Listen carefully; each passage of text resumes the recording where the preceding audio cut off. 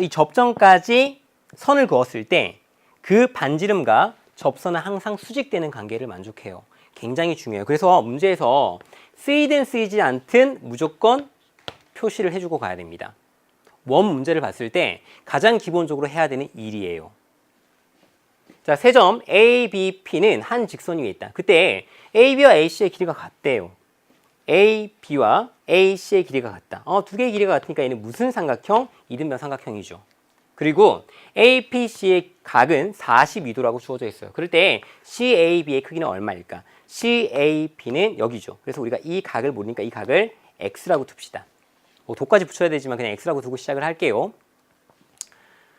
자, 이 문제를 그럼 바로 해결해 볼까요? 중학교 내용을 좀 안다라고 생각을 하고 알면 어떻게 풀 수 있냐면 눈에 바로 보입니다.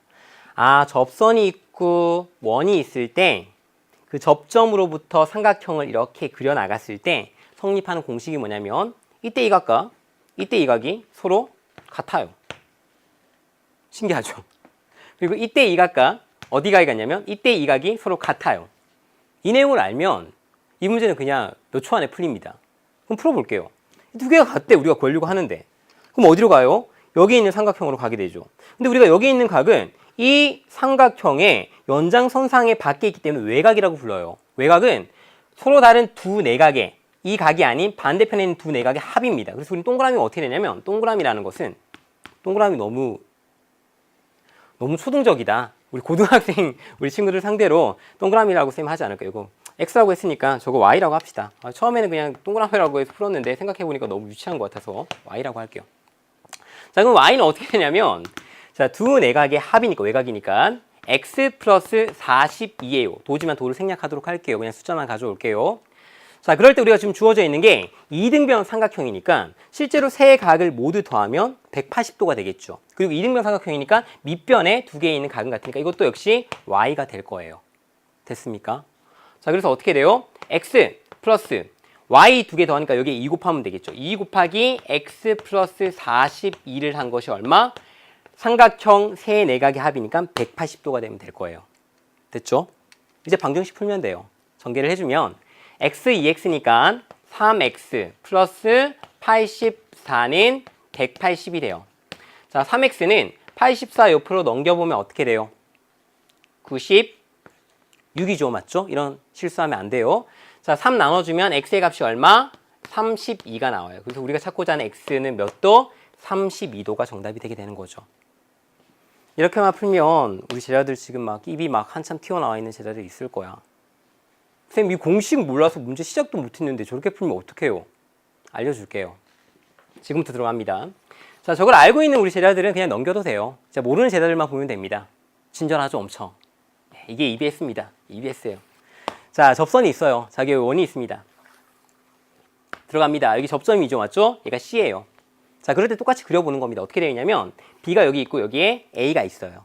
자, 여기 A점, 여기 B점입니다. 삼각형 그렸어요. 그때 우리가 써먹었던 공식이 뭐였냐면 이 각과 마주 보는 여기서 이 각이 서로 같고 그 다음에 어떤 각이 같냐면 이 각과 이 각이 서로 같다라고 했어요. 증명 갑니다. 증명을 할 때 우리가 중학교 기하에서 도형에서 아주 중요한 것들이 많이 튀어나와요. 그래서 모두 다 알고 있어야 됩니다. 정확하게. 자, 첫 번째 증명 방식은 뭐냐면 두 가지로 증명할 수 있는데 첫 번째는 좀 신기해요. 잘 봐요. 원의 중심이 항상 있는데 중심이 굉장히 중요해요. 아까 원의 중심이 있으면 이 접점에 내리면 무조건 90도가 된다고 했죠. 수직하게 되는 거예요. 접선하고. 그때 우리가 어떻게 하냐면 얘를 각을 BC를 유지한 상태에서 이렇게 선을 그어볼 겁니다. 그럼 이게 뭐가 되냐면 BC 현을 공통으로 가지는 두 원주각이 돼요. 들어본 것 같아요, 원주각? 우리가 현을 공통으로 가지면 원주각은 동일하거든요. 그래서 실제 각이 어떻게 되냐면 저렇게 옮기게 되면 여기가 바로 여기 분홍 색깔이랑 같은 각이 됩니다. 분홍색이라 그러면 좀 어색하니까 X라고 할게요. X. 자, 그럴 때 이제부터 보세요. 이제부터 이런 게 중요합니다. 이 옮겨진 새로 그린 삼각형을 보니까 여기가 몇 도일 것 같아요? 이게 지금 평각이고 180도. 180도의 원주각은 얼마? 우리가 중심각의 절반이 원주각이니까 여기가 90도가 돼요. 90도. 이렇게 바뀐 겁니다. 이렇게 바뀐 이 삼각형을 얘기하는 거예요. 지금 90도니까 이 X랑 여기 동그라미 친 두 개를 더하면 90도가 되겠죠. 그런데 이게 수직이었으니까 동그라미랑 이 각을 더해도 이것도 90도일 거란 말이에요. 그럼 당연히 자연스럽게 이 각이 얼마? x가 될 수밖에 없겠죠. 그래서 처음에 주어져 있던 이 삼각형의 이쪽에 있는 각과 여기에 있는 각이 같은 거예요. 똑같은 방식으로 얘도 증명하면 됩니다. 이해가죠? 그래서 우리가 중학교 때 배웠던 중심각과 원주각에 관한 내용들이 나와요. 그럼 조금 더 가볼까요? 다른 방법도 있어요. 어떤 방법이 있냐면 접선이 있습니다. 자, 그리고 또 원이 있어요. 원이 접하는 거니까. 자, 이 점을 우리가 C라 그러고 여기를 B라 그러고 여기를 A라고 합시다. 이렇게 그림을 그려볼게요. 자, 그림을 그렸을 때 이제 원주각과 중심각을 이용하는 정의도 있는데 우리가 정리도, 그러니까 풀이 방법도 있는데 중심을 이렇게 찍어보면 여기서 내린 게 수선이 된다고 그랬죠. 자, 그럴 때 어떻게 할 수 있냐면 AB 양쪽으로 이렇게 선을 그어봅니다.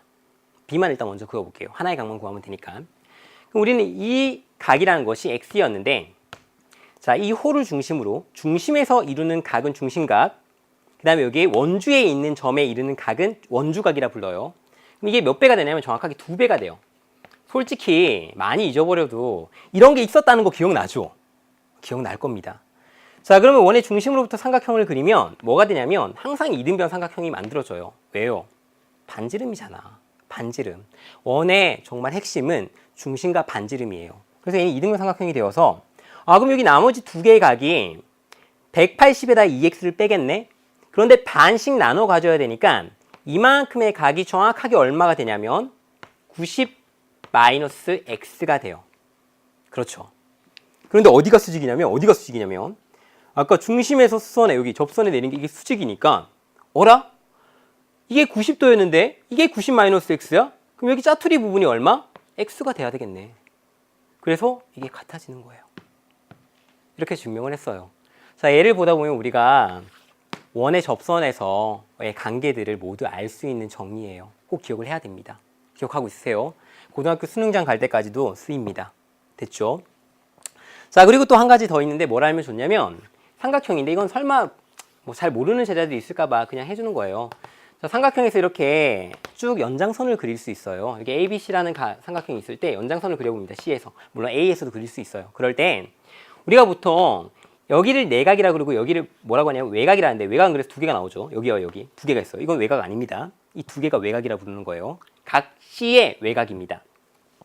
자, 그때 이 외각은 여기 나와 있는 두 A라는 각과 B라는 각을 더한 것이 나와요. 이유는 어떻게 되냐면 이 AB랑 평행한 형태의 선을 여기 C에다 그립니다. 자, 그러면 얘는 어떻게 되냐면 이 각은 어떤가? 이렇게 선생님 어떻게 해볼까요?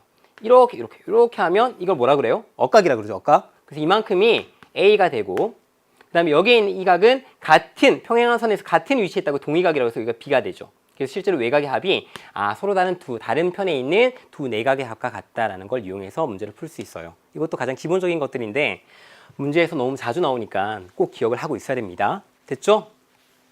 자, 이제 이렇게까지 정리해줬으면 아까 첫 번째 했던 풀이 이제 뭐 큰 어려움 없이 이해할 수 있을 거예요. 우리가 중학교 때 나오는 내용들이 이제 고등학교 때도 자주 활용이 되는데 그런 것들 이렇게 정리하면 돼요. 그때 나올 때마다 필요할 때마다 깔끔하게 정리해놓고 머릿속에 기억해두면 수능 때까지 가져간다고요. 알겠죠?